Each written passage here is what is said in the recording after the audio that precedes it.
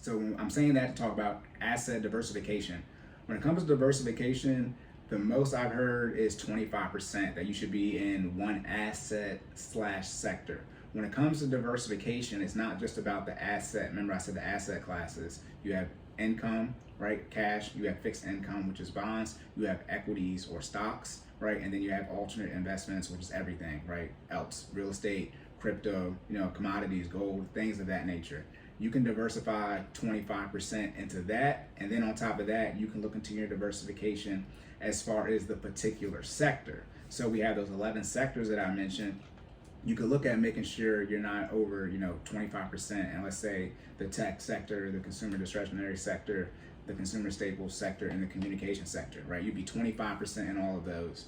When it comes to these sectors in the stock market, don't try to invest in all of them. If you're going to invest in all of them, it would be with something like VU or SPY, where you're buying the entire stock market. So you would naturally be in them. Gotcha. You do not need to know all of these sectors to start out. Most people don't know all of the sectors. Some might say they know all the sectors, and that's why they don't invest in all of them. Okay, yeah, but the number is 20 to 25%. Kevin O'Leary, that's Mr. Wonderful from Shark Tank, word to him. His is 20%, and then no more than 20% in one. So that's, that'd be 1/5. And Dave Ramsey, his is 25%, and I haven't heard a number higher than 25%. So anywhere from 20 to 25% in one asset class / diversification. Okay, now we're talking about, well, how do I know what to invest in? We talked about this, mental makeup, risk tolerance, okay? You have to figure out your risk tolerance, but the main thing you have to figure out is whether or not you're an active or passive investor. Okay. Active or passive investor outranks your risk tolerance, okay? Because if you're, the risk tolerance is subjective, okay? Active and passive investments that's subjective. It's either if you're day trading, that is active.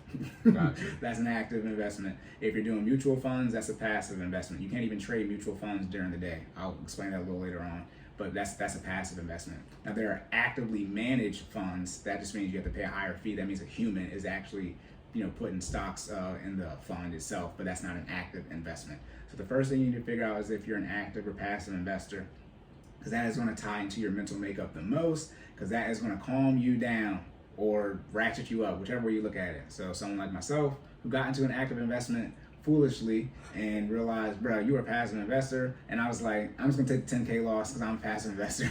That's literally what I did. I mean, not that lucky. Now, this does not mean you can't be an active investor. I can be an active investor. It takes too much time to do that, for my threshold of where I need to be at to do active investing. I would have to do it all day, and I'm not a day trader, and I'm a software developer, so I can't do it all day. So you need to figure out that first, active or passive investing. Then your risk tolerance, either you have a high risk or low risk. But one thing with risk tolerance is why it's subjective is you can quote unquote lower or mitigate the risk with the more information you have, right? Mm-hmm. You can't make an active investment a passive one or vice versa by researching. It either is or isn't that type of investment. But you can, do your research on a particular investment and lower the risk, at least to yourself. It doesn't lower the risk overall, what it is.